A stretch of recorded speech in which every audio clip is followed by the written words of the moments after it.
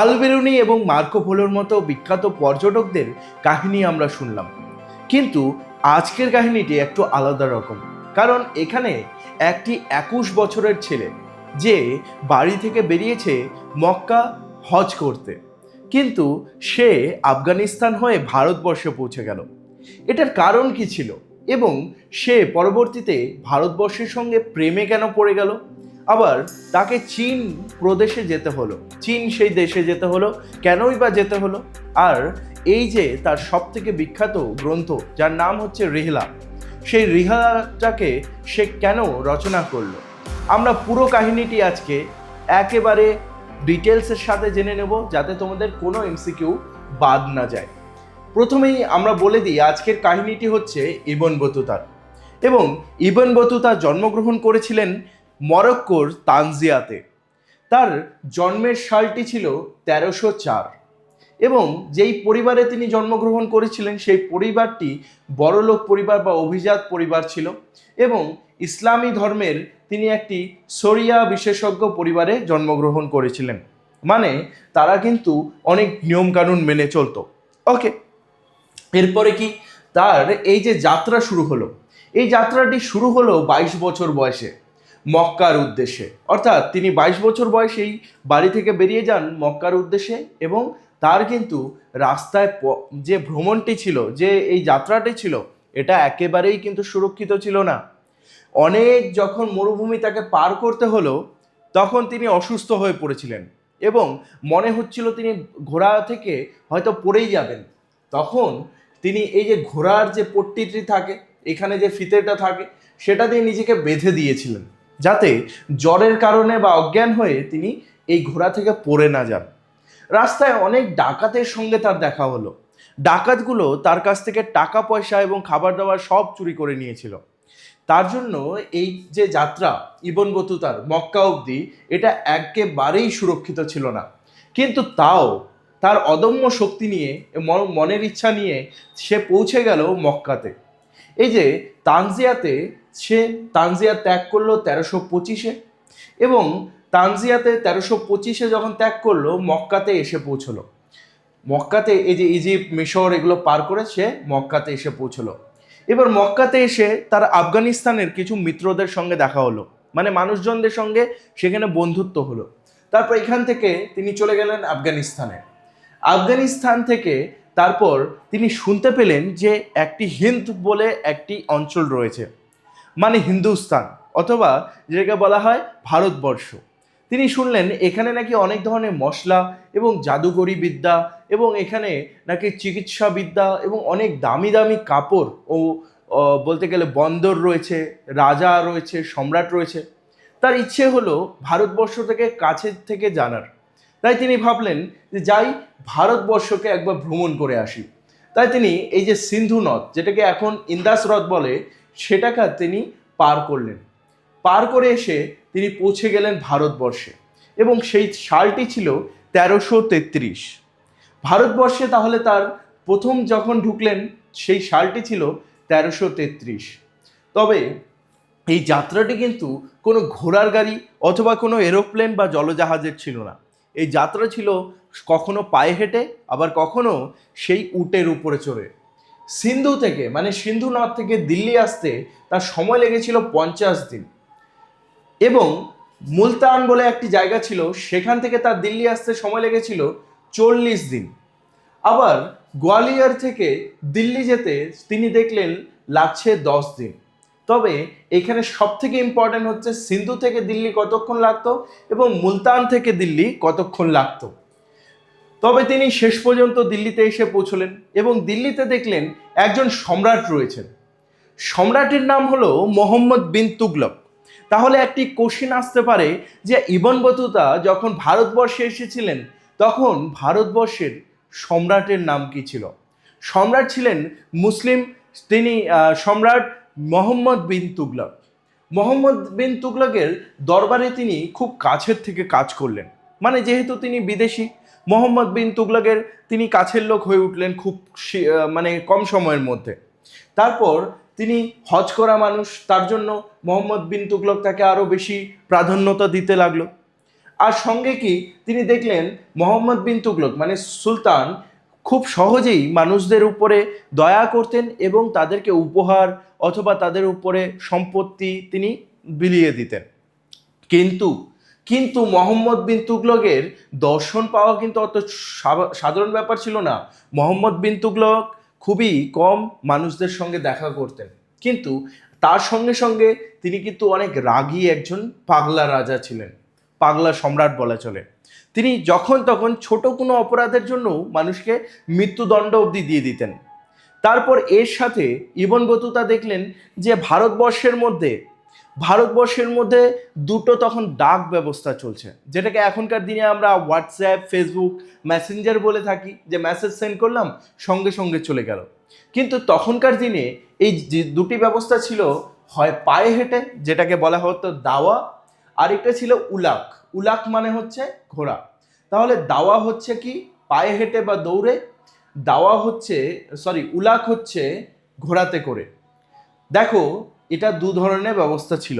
এবার এই দুটোকে আমি ভালো মতো তোমাদেরকে বুঝিয়ে দিই যে এগুলো কিভাবে হতো। এই যে উলাক যে আছে, উলাক মানে হচ্ছে ঘোড়াতে করে দিতে যাবে, ও কোনো চিঠি হলো, কোনো বিশেষ সন্দেশ হলো, সেটা ঘোড়াতে করে দিতে যাবে।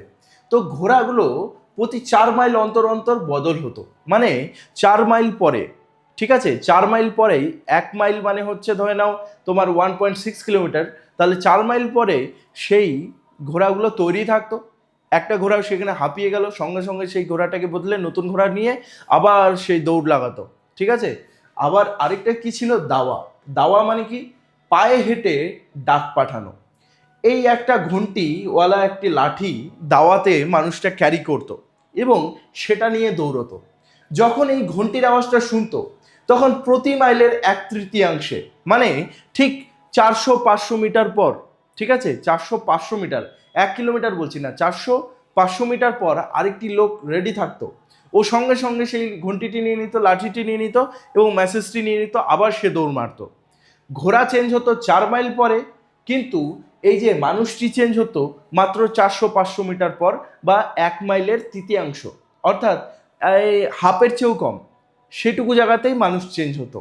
তাহলে দাওয়াটি যেন অবিশ্বাসনীয়ভাবে দাওয়াটা বেশি ফাস্ট ছিল, মানে মানুষ ঘোড়ার চেয়ে তাড়াতাড়ি পৌঁছে দিত এই মেসেজটি।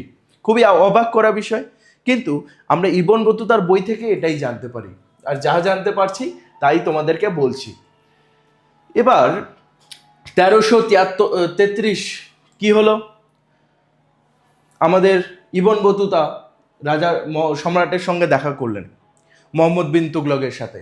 মোহাম্মদ বিন তুগলক এই ইবন বতুতাকে খুব পছন্দ করলেন এবং বললেন, আমি তোমার এই যে জ্ঞান এবং তোমার যে ভেতরে মনের ইচ্ছা, এটা নিয়ে প্রচণ্ড খুশি এবং তোমাকে আমি দিল্লির কাজী হিসেবে নিয়োগ করলাম। কাজী মানে হচ্ছে বিচারক। দিল্লিতে কোনো যদি ছোট ছোট বিচার ব্যবস্থা থাকে তাহলে এই জিনিসগুলো আমাদের ইবন বতুতা দেখতেন।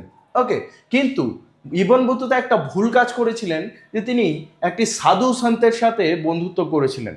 মানে তখনকার দিনে যে সন্ন্যাসী থাকে, সন্ন্যাসীর সাথে তিনি যেহেতু বন্ধুত্ব করেছিলেন, এই যে সম্রাটের সেটা পছন্দ হয়নি, তো তিনি তাকে জেলের মধ্যে ভরে রাখছিলেন। আর এখানে ইবন বতুতা কিন্তু ভিন্ন দেশের লোক, অন্য দেশের লোক, তিনি ভাবলেন যে আমি শেষ পর্যন্ত এসে এই ভারতে মারা যাব, কারণ এই রাজাকে আমি ভালো মতোই চিনি। এই রাজা তো ছোট থেকে ছোট ভুলের জন্য মানুষকে মৃত্যুদণ্ড দেয়, আমাকেও নিশ্চয়ই এই রাজা হয়তো মেরে ফেলবে। নাম কি তার? সম্রাট মানে মোহাম্মদ বিন তুগলক। এবং ইবন বতুতা জেলে গিয়েছিল। এই যে আমি বললাম, এখানে একদিকে রাজা কিন্তু অনেক দান ধ্যান করত, কিন্তু অন্যদিকে মৃত্যুদণ্ড দিয়ে দিত মানুষদের। আর কি, ইবন বতুতাকে যখন দিল্লিতে রাখা হলো তখন তাকে মাসিক দেওয়া হতো কত বলতো? মাসিক দেওয়া হতো 12,000 দিনার। 12,000 দিনার দেওয়া হতো। তখন ভারতবর্ষের মধ্যে দিল্লি অঞ্চলের দিনার সেই সিকিটি চলতো, মানে পয়সা টাইপের ওগুলো চলতো। ওকে, ইবন বতুতা লিখছে যে দিল্লির রাজদরবারে সর্বদা আমার মৃত্যুর ভয়ে লাগতো, মানে কখন রাজা আমার উপর রেগে যাবেন এবং মৃত্যুদণ্ড দিয়ে দেবেন। কারণ সেখানে কিন্তু প্রতিটি মানুষের পেছনে লেগে থাকতো। ওকে, সে চাইতো যে ও রাজার কেন কাছে হবে, ওকে হাঁটানো হোক, তো রাজাকে উল্টাপাল্টা বুদ্ধি দিত। এভাবে অনেক মন্ত্রীকে কিন্তু অলরেডি মোহাম্মদ বিন তুগলক মেরে ফেলেছিলেন। ইবন বতুতা ভয় পাচ্ছে যে আমি তো আবার একটি সন্ন্যাসীর সঙ্গে বন্ধুত্ব করেছিলাম, আমাকে না মেরে ফেলুক। তো একদিন কি হলো, ইবন বতুতাকে সেই জেল থেকে ডেকে দিলেন রাজা মোহাম্মদ বিন তুগলক, আর বলে উঠলেন, ঠিক আছে তোমাকে আমি মাফ করব, কিন্তু তুমি আমার রাজ্যদূত হয়ে, মানে রাজ্যের মেসেঞ্জার হয়ে তোমাকে যেতে হবে চীন। চীন কোথায়? এদিকে, ঠিক আছে, চীন হচ্ছে এদিকে। তো তোমাকে চীন যেতে হবে, যেহেতু এখানে হিমালয় আছে, হিমালয় পার করে তো যেতে পারবে না, হিমালয় পার করা সম্ভব ছিল না মানুষদের জন্য তখনকার দিনে। তো বলল তুমি চীনে যাও।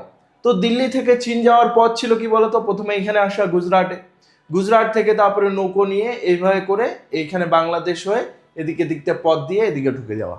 ঠিক আছে, বুঝতে পারলে? দিল্লির থেকে প্রথমে এই গুজরাট সাইডে এসে তারপর নিচ দিয়ে গিয়ে বেঙ্গলে ঢুকে, মানে বাংলাদেশে ঢুকে, তখন তো আমাদেরই ছিল বাংলাদেশ, সেই বাংলাদেশ থেকে আসাম হয়ে অরুণাচল হয়ে পার করে চীনে চলে যাওয়া। তো ইবন বতুতা রাজি হলো, ঠিক আছে আমি চলে যাব চীনের, কোনো অসুবিধা নেই, রাজামশাই আমাকে মারবেন না, জাস্ট এটা তার কথা ছিল। ওকে, তো তারপর ইবন বতুতা কোথায় চলে গেল? ইবন বতুতা চলে গেল সেই সন্দাবুর বলে জায়গাতে। কিন্তু রাস্তায় তিনি এই যে মহারাষ্ট্র, তারপর এই গোয়ালিয়র এগুলোকে পার করলেন এবং পৌঁছে গেলেন সন্দাবুর। এবার সন্দাবুর নামটা আমরা কখনোই শুনিনি। সন্দাবুর হচ্ছে এখনকার দিনে খুবই ফেমাস জায়গা গোয়া। গোয়ার নাম সবাই শুনেছ, খুবই পার্টি হয় ওখানে, ভারতবর্ষের সব থেকে বেশি সেখানেই পার্টি হয়, তাই না? গোয়াতে তিনি যান, তখন ছিল যেটা সন্দাবুর। ওকে, তিনি দেখলেন সন্দাবুর জায়গাটা একটা দ্বীপের মতো, ঠিক আছে, চারপাশে শুধু সমুদ্র আর সমুদ্র। তিনি দেখলেন এখানে 36টা গ্রাম রয়েছে। সন্দাবুরে কয়টা গ্রাম ছিল তখন? 36টা গ্রাম, এবং দুটি শহর সেখানে ছিল। ওকে, তারপরে এটা তো আমি বললাম, এটা ওই রাজা কেমন ছিল এবং রাজা কেন তাকে জেলের মধ্যে ঢুকিয়েছিল।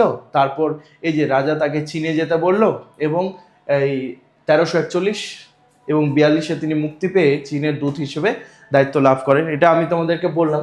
তারপরে কাহিনীটি তোমাদেরকে শোনাই, ঠিক আছে? তারপরে এই জিনিসটিও আমি ভালো মতো তোমাদের বোঝালাম যে দিল্লি থেকে তিনি প্রথমে সন্দাবুরে আসলেন। সন্দাবুর থেকে এই অঞ্চলটাকে নাম ছিল মালাবার। কি নাম ছিল? মালাবার। এই পুরো অঞ্চলটাকে একসঙ্গে মালাবার বলা হতো, ঠিক আছে? তো এই অঞ্চল থেকে তারপর তিনি মালদ্বীপসে গেলেন। মালদ্বীপস, এই যে এখানে ছোট্ট ছোট্ট দ্বীপগুলো রয়েছে, মালদ্বীপস খুবই ফেমাস জায়গা ভ্যাকেশনের জন্য। সেই মালদ্বীপস থেকে তিনি তারপর চলে গেলেন বাংলাতে, আসামের সিলেট, ঠিক আছে? আসামের সিলেট থেকে তারপর তিনি পায়ে হেঁটে এদিকে যাননি, তিনি তারপর আবার নৌকো নিয়ে এদিক দিয়ে হয়ে, হ্যাঁ, সুমাত্রা হয়ে, আন্দামান নিকোবর হয়ে এদিকে উপরে চলে যান জাইতুন বন্দর চীনে, ঠিক আছে? কোন কোন জিনিসগুলো, নামগুলো ইম্পর্টেন্ট আমি বলে দিই। এখানে মালাবার, এটা ইম্পর্টেন্ট, ঠিক আছে? তারপরে মালদ্বীপসটা তিনি এক আলাদা জিনিস ইম্পর্টেন্ট আছে, নামটা ইম্পর্টেন্ট নেই। এখানে তিনি আসামে এসেছিলেন। আসামের কোথায় এসেছিলেন? বাংলার কোথায় এসেছিলেন? বাংলার চিটাগংয়ে এসেছিলেন। কোথায়? চট্টগ্রাম। কোথায়? চট্টগ্রামে এসেছিলেন বা চিটাগং, ঠিক আছে? সেখান থেকে তিনি সুমাত্রা দ্বীপ হয়ে গিয়েছিলেন জাইতুন বন্দরে, চীনের জাইতুন। এই জায়গাটার নাম খুব ইম্পর্টেন্ট। চীনের কোন দেশে প্রবেশ করেছিলেন? জাইতুন বন্দরে। ওকে, এরপরে আমরা ম্যাপটা তো বুঝে নিলাম। এবার মালাবার উপকূলে তিনি আসলেন। মালাবার উপকূল, আমি গোয়াটা তো বুঝালাম নিশ্চয়ই, এখানে গোয়া, এবং এই পুরো উপকূলটাকে কি বলে? মালাবার উপকূল। মালাবার উপকূলটা তিনি দেখলেন সেখানে অনেকগুলি রাজা রয়েছেন। এখানে স্বাধীন 12 জন রাজা ছিলেন। এখানে কিন্তু সেই মুসলিম মোহাম্মদ বিন তুগলকের এখানে কোনো রাজত্ব ছিল না, এখানে রাজারা রাজ করতো। ওকে, তবে সন্দাবুর থেকে কুইলান অবধি, কুইলান যেটাকে এখন কেরালা বলা হয়, কুইলানকে কি বলে? কেরালা বলে। কেরালার কোল্লাম অঞ্চল, কোল্লাম তো তোমরা মনে রাখতে পারবে না, কিন্তু কেরালা মনে রেখো। তবে সন্দাবুর মানে হচ্ছে গোয়া, আর কুইলন মানে হচ্ছে কেরালা। সন্দাবুর থেকে কুইলান অবধি এই বিস্তৃত এরিয়া সুলতানির অন্তর্ভুক্ত ছিল না। এখানে 12 জন স্বাধীন হিন্দু রাজা ছিলেন, এবং তারা একে অপরের সঙ্গে একদমই যুদ্ধ করতেন না, তারা কিন্তু একের সঙ্গে বন্ধুত্বপূর্ণ হিসেবে থাকতেন, মানে 12টি রাজা বন্ধু ছিল। এখানে একটা তাদের ছিল, জাতি ছিল, এই রাজাগুলোর একটা জাতি ছিল, সেই জাতিটার নাম হচ্ছে নায়ার, ঠিক আছে? এখনকার দিনে যেটাকে নায়ার বলা হয়, এই যে NAIR, নায়ার। অনেকে দেখবে এটা টাইটেল রয়েছে নায়ার। ওকে, তো আবার আরেকটি রয়েছে এখন ভার্মা। আমাদের ফেমাস একজন ক্রিকেটার আছে তিলক ভার্মা, সেরকম ভার্মা। তো এই জাতটা তখন রাজা ছিল, ঠিক আছে। এই যে রাজাগুলি, তাদের একটি প্রথা ছিল যে নিজের পুত্র রাজা হবে না, যদি এই রাজার কোনো বোন থাকে, সেই বোনের যদি ছেলে হয় তাহলে তাকে আমরা কি বলবো, বোনের ছেলেকে ভাগ্নে বলবো, সেই ভাগ্নে রাজা হবে। তাহলে নিয়মটা কেমন ছিল, রাজার ছেলে রাজা হবে না, যদি রাজার বোন থাকে, বোনের ছেলে ভাগ্নে সে হবে রাজা। এটা একটা তখনকার সেখানকার নিয়ম ছিল।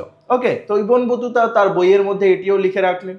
তারপর তিনি কালিকট বন্দরে আসলেন। কালিকট বন্দর সেই মালাবার দ্বীপ, মালাবার উপকূলেই পড়ে, মানে গোয়া এবং কেরালা ওই সাইডেই পড়ে, ঠিক আছে।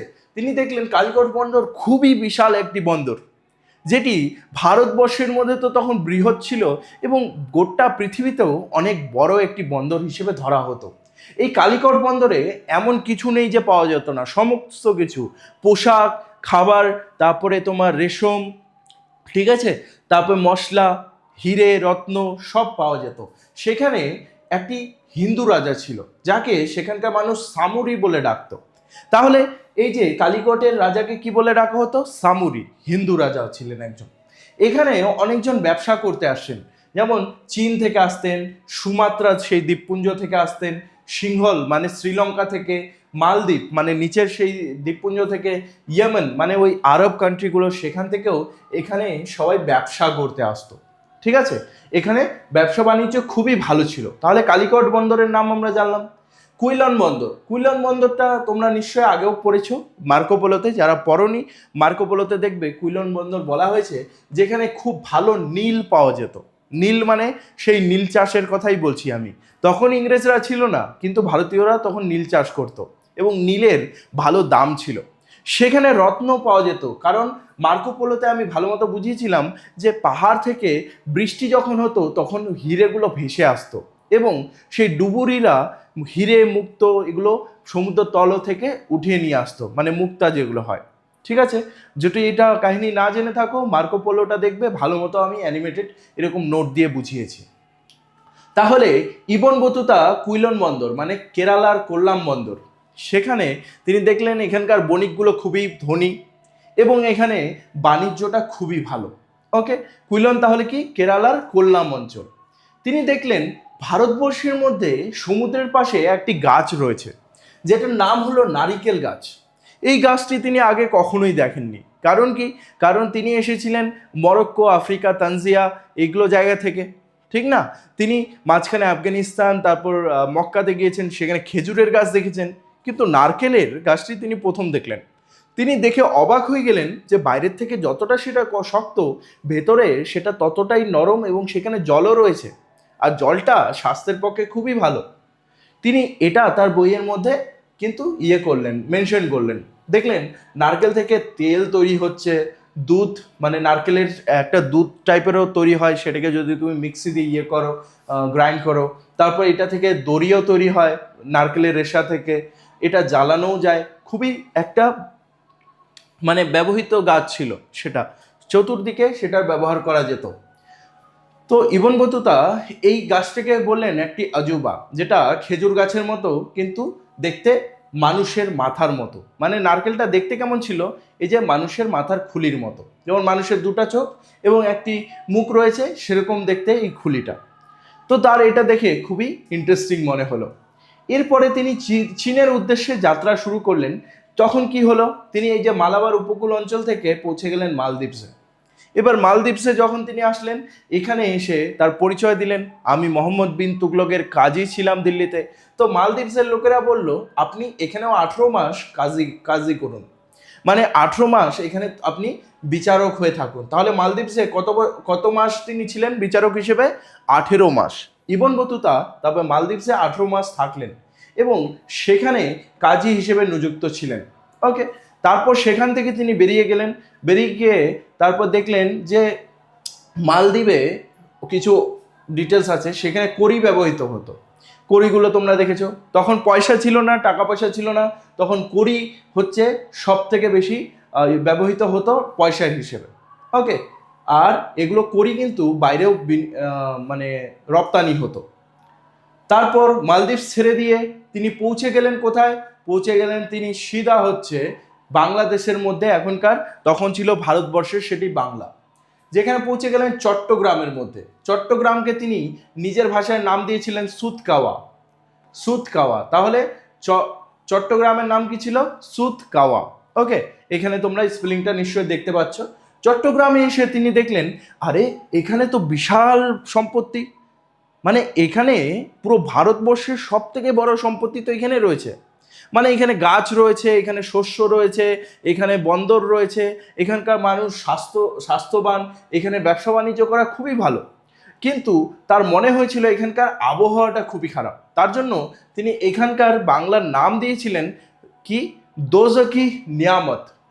দোজকি নিয়ামত। দোজকি নিয়ামত মানে হচ্ছে এমন এক জায়গা যেটা সম্পত্তির দিক থেকে অনেক উপরে, কিন্তু সেখানে ঝড় বৃষ্টি এগুলো হতেই থাকে, এবং সেখানে কিন্তু মানে বাইরের বিদেশি মানুষ টিকতে পারবে না। ওকে, দেখতে পাচ্ছ এখানে প্রচুর ফসল, অত্যন্ত সস্তা বাজার ছিল, যেটা বাইরের জগতে অনেক বেশি দাম, এই বেঙ্গলের মধ্যে সব থেকে কম দামে পাওয়া যেত। তবে এখানকার স্যাঁতস্যাঁতে আবহাওয়া বিদেশিদের জন্য কষ্টকর ছিল। ইবনবতুতা মতো মানুষ এখানে টিকতে পারতো না, হয়তো তাতেই রোগ হয়ে মারা যেত। সস্তা বাজারের কথা বললে তখন সেখানে 1 দিরহামে 8 মণ চাল পাওয়া যেত। 1 দিরহাম, যেটা এখনো দুবাইয়ের মধ্যে চলে, দিরহাম, ঠিক আছে, দুবাইয়ের কারেন্সি এটা। 1 দিরহামে পাওয়া যেত 8 মণ চাল। ঘি পাওয়া যেত 1 দিরহামে 4 মণ, এবং চিনি 1400, এবং তিলের তেল যেটাকে আমরা বলি 1 দিরহামে 3 মণ পাওয়া যেত। এটা বাইরের বাজারের চেয়ে 8 গুণ বা 4 গুণ সস্তা ছিল। তিনি দেখে অবাক হয়ে গেলেন, পুরো পৃথিবীর থেকে সব থেকে কম দাম এখানে কি করে হয়। তারপর তিনি একটু বাংলার থেকে উপরের দিকে গেলেন, আসামের দিকে। সেখানে দেখলেন পানের চাষ হচ্ছে, এবং পান ব্যবহার হচ্ছে। আঙ্গুর যেভাবে চাষ করা হয় সেভাবে পানেরও চাষ সেখানে হচ্ছিল, চুন সুপারি এসব দিয়ে। তারপর বাংলার কথা তো আমি বললাম, এই যে দোজকি পুরা নিয়ামত, ঠিক আছে। দোজকি পুরা নিয়ামত মানে হচ্ছে প্রচুর জিনিসপত্র, কিন্তু একটি নরক। এখানে আবহাওয়াটা খুবই স্যাঁতস্যাঁতে। পৃথিবীর সবথেকে সেরা ব্যক্তি তথা স্টুডেন্টরা সেরা হয়ে উঠেছে কারণ তারা সঠিক সিদ্ধান্ত নিয়েছে। এবার সিদ্ধান্ত নেওয়ার পালা তোমার। এবার উচ্চ মাধ্যমিকের প্রিপারেশন হবে সবথেকে সেরা, কারণ এসবিআই এডটেক অ্যাপ তোমাদের জন্য নিয়ে এসেছে অ্যানিমেটেড ক্লাসেস, যেখানে কঠিন চ্যাপ্টারগুলো তোমরা অ্যানিমেশনের মাধ্যমে বুঝে নিতে পারবে। সঙ্গে থাকছে লাইভ ক্লাসেস, যেখানে এসবিআর স্যারের সঙ্গে তুমি তোমার ডাউটগুলো সলভ করতে পারবে। লাইভ ক্লাস মিস হলেও কোনো আপত্তি নেই, থাকছে রেকর্ডেড ক্লাসেস। যে কোনো সময় যে কোনো জায়গায় তুমি তোমার ক্লাস করতে পারবে। সাবজেক্ট থাকছে ইংলিশ, বেঙ্গলি, হিস্ট্রি এবং জিওগ্রাফি। প্রতিটি চ্যাপ্টারে থাকছে ডিজিটাল মক টেস্ট। যে কোনো প্রশ্নের উত্তর সহজ করার জন্য থাকছে অ্যানিমেটেড নোট। এছাড়াও ইম্পর্টেন্ট নোটগুলো তুমি ডাউনলোড করতে পারবে এবং প্রিন্ট আউটও করতে পারবে। গ্রামারের জন্য স্পেশাল গ্রামার ক্লাসেস থাকছে।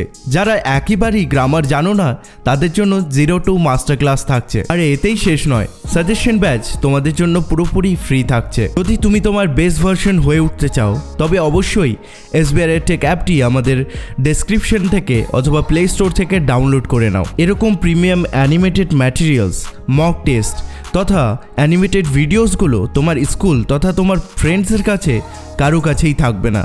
এটাই তোমার প্লাস পয়েন্ট। তবে অবশ্যই জয়েন করে নাও আলফা ব্যাচটি, যেটি ক্লাস 12 সেমিস্টার 3তে তোমাকে তোমার স্কুল তথা পশ্চিমবঙ্গের সেরা স্টুডেন্টদের মধ্যে একজন করে তুলবে, এবং তুমি হয়ে উঠবে তোমার বন্ধু এবং টিচার্সদের মধ্যে সব থেকে ফেভারিট স্টুডেন্ট। তারপর তিনি যখন বাংলা থেকে আসামের দিকে গিয়েছিলেন, তিনি একটি নদী পথে সেই জায়গাটিতে গিয়েছিলেন, যেটার নাম হলো মেঘনা নদী।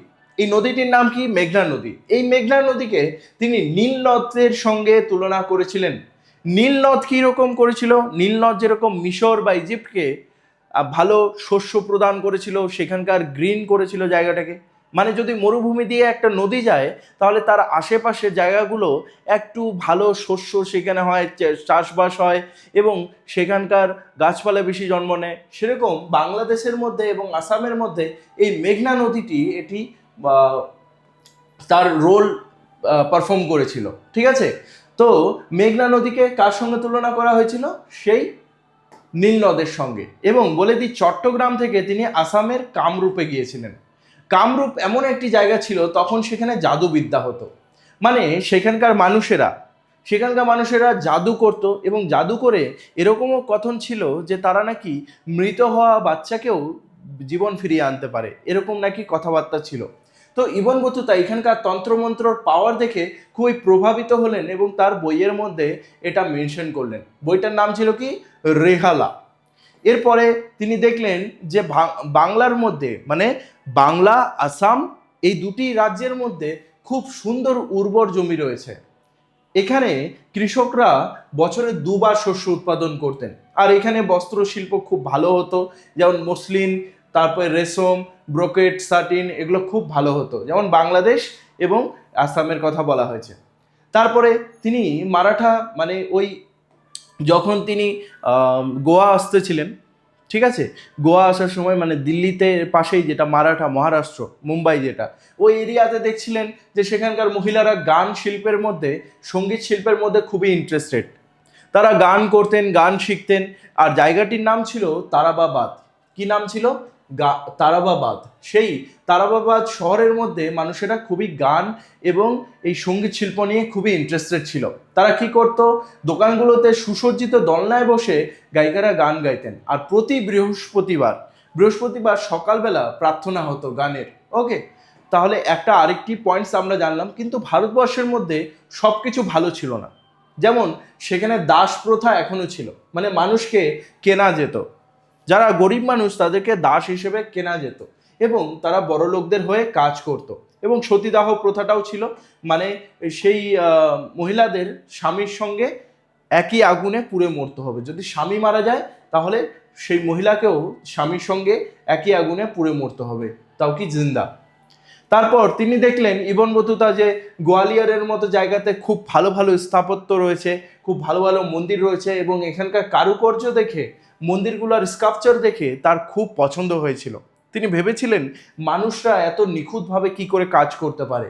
তবে অনেক কিন্তু আমরা ডিটেলস পেয়ে যাচ্ছি ইবন বতুতার বই থেকে ভারতবর্ষকে নিয়ে।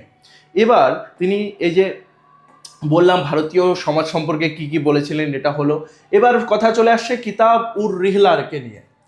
কিতাব উর রিহলা তিনি কি নিজে লিখেছিলেন? একদমই না। যেমন মার্কো পোলো তার যে গ্রন্থটি সেটি নিজে লেখেননি, সেরকম এই যে আমাদের ইবন বতুতা তার কিতাব উর রিহলা এটা তিনি নিজে লেখেননি। তিনি যখন নিজের দেশ ফিরে যান মরক্কোতে, সেখানকার মরক্কোর যিনি সুলতান ছিলেন, তখনকার সুলতান বললেন যে ইবন বতুতা, তুমি তো অনেক দেশ ঘুরে আসলে, অনেক দিন ধরে, প্রায় 30 বছর ধরে তুমি ঘুরছো, তোমার কাহিনী বলো, আমার যে লেখক আছে সেই লেখক এটা লিখবে। তবে সেই লেখকটির নাম কি ছিল? পণ্ডিত ইবন জুজাই। ওকে, পণ্ডিত ইবন জুজাই সেই ইবন বতুতার পুরো কাহিনী শুনলেন, এবং সেটি থেকে নিখুঁতভাবে সত্যি কথা যেগুলো রয়েছে সব লিখে দিলেন। এখানে এই বইটিতে 80টি অধ্যায় হলো, এবং বইটি লেখা হলো আরবি ভাষায়। কিতাবুর রিহলা তাহলে আরবি ভাষাতে লেখা হয়েছিল, 80টি তার অধ্যায় ছিল, ঠিক আছে। এবং লিখেছিলেন পণ্ডিত কি? ইবন জুজাই। ইবন বতুতা কিন্তু নিজের গ্রন্থ নিজে লেখেননি। তারপর কি হলো? আরেকটি গুরুত্বপূর্ণ, 14দশ শতকের ভারতের সমাজ, রাজনীতি এবং ভূগোলের এক অমূল্য দলিল হলো এই বইটি। মানে ভারতের 14দশ শতককে যদি তুমি জানতে হয়, 14দশ শতক মানে 1300 সাল থেকে 1400 সাল, তাহলে এই বইটি তোমাকে পড়তেই হবে। এই বইটিতে অনেক ডিটেলস আছে। তবে এখন অবধি আমরা পড়ে নিলাম টোটাল 3টে মহান মানুষের জীবনী। প্রথমে রয়েছে আল বিরুনি, যিনি 11দশ শতকে এসেছিলেন, মানে 1000 থেকে 1100 সালের মধ্যে। তার জন্ম হয়েছিল উজবেকিস্তান। মূল গ্রন্থ হলো কিতাবুল হিন্দ। তারপরে আসলো মার্কো পোলো, ত্রয়োদশ শতক, মানে 1200 সাল থেকে 1300 সালের মধ্যে। ভেনিসের ইউরোপে তার জন্ম, লিখেছিলেন the travels of Marco polo, ঠিক আছে। আর ইতালীয় নামটি কি তোমরা যদি পারো কমেন্টে আমাকে জানাবে। ইবন বতুতার সেই সময়কালটি ছিল 14দশ শতক, মানে কত সাল? 1300 থেকে 1400 সাল। এবং মরক্কোর আফ্রিকা থেকে তিনি এসেছিলেন, আর তার বইটির নাম হলো রেহালা। অনেকের কনফিউশন থাকে, স্যার 11দশ শতক মানে কি 1100 থেকে 1200? না, যেখানে শেষ হচ্ছে সেটাকে আমরা নিয়ে নামকরণটা করি। যেমন 1000 সালটা শেষ হবে কোথায়? 11তে, মানে 10টা কোথায় শেষ হবে? 11তে। তাহলে এটার নাম হয়ে যাবে 1100 শতক, একাদশ শতক। এটা ত্রয়োদশ মানে 13তে শেষ হয়েছে, তার মানে 1200 থেকে 1300। সেরকমই এটাও 1300 থেকে 1400। ক্লিয়ার? তাহলে ইবন বতুতা কিন্তু এই দুজনে পরে এসেছিলেন, কিন্তু ভারতবর্ষকে তিনি খুঁটে খুঁটে জেনেছিলেন। ডাক ব্যবস্থা আমরা দেখলাম উলুক রয়েছে আর দাওয়া রয়েছে। উলুকটা যেত কিসে? উলুকটা যেত তোমার ঘোড়াগাড়িতে এবং দাওয়াটা যেত পায়ে হেঁটে। তারপর আমরা কি দেখলাম? তিনি বাংলাকে বলেছিলেন দোজক ই নিয়ামত, মানে সম্পদে ভরা একটি নরক। তারপরে তাকে দিল্লিতে কাজী হিসেবে নিয়োগ করা হয়েছিল। কয়েকটা ছোট্ট আমরা করে নিই, এমসিকিউ করে নিই। ইবন বতুতা কোন দেশ থেকে এসেছিলেন? মরক্কো, তানজিয়া। তার বইয়ের নাম কিতাবুর রেহলা। তারপর রিহালা গল্পটি কে লিপিবদ্ধ করেছিলেন? সে নিজে না, পণ্ডিত ইবন জুজাই করেছিলেন। ওকে, তাহলে এভাবেই আমাদের ইবন বতুতার এই ফ্যান্টাস্টিক কাহিনীটি অ্যানিমেটেড নোট দ্বারা পুরোপুরি আমরা শেষ করে দিলাম আজকের এই ক্লাসের মধ্যে। আর এখান থেকে একটিও এমসিকিউ বাদ যাওয়া সম্ভবই না, যদিও তুমি যদি WBCS এর জন্য পড়ছো বা ইউপিএসসি অথবা ক্লাস 12 সেমিস্টার 3, ডাজন্ট ম্যাটার। পুরোপুরি কাহিনীটি ডিটেলসে আমি বলে দিলাম, এর বাইরে আর কোশ্চেন আসতেই পারে না। তানজিয়ার মরক্কো থেকে ভারতবর্ষে আসলেন, ভারতবর্ষ থেকে গেলেন চায়নাতে, চায়না থেকে আবার রিটার্ন করে চলে গেলেন নিজের বাড়িতে। সেখানে বাড়িতে সুলতান বলল তোমার কাহিনী বলো, এবং সেটি আমার যে পণ্ডিত লেখক আছে ইবন জুজাই সেটি লিখবে। লিখা হলো, তার নাম হলো কি? রেহালা। ওকে, তবে চীনের কোন বন্দরে তিনি এসেছিলেন? জাইতুন বন্দরে। দীর্ঘ 24 বছর ধরে তিনি ভ্রমণ করছিলেন, তারপর তিনি বাড়ি ফিরে যান। এটাই হচ্ছিল আমাদের আজকের টোটাল কাহিনী ইবন বতুতাকে নিয়ে। তোমাদের আশা করছি তোমাদের এই কাহিনীটি ভালো লাগলো। যদি ভালো লেগে থাকে অবশ্যই কমেন্টে জানাবে এবং সাবস্ক্রাইব করে নেবে আমার চ্যানেলকে। সেমিস্টার 3তে যেরকম সঙ্গে রয়েছি, সেমিস্টার 4এও তোমাদের কিন্তু ইন ডিটেলে সব কিছু শেখাবো। চাকরির জন্য একদম প্রস্তুত করে দেব, পুরোপুরি মাথায় কাহিনীগুলো ছেপে যাবে আর ইতিহাসকে তুমি ভালোবাসতে শুরু করবে। See you soon guys.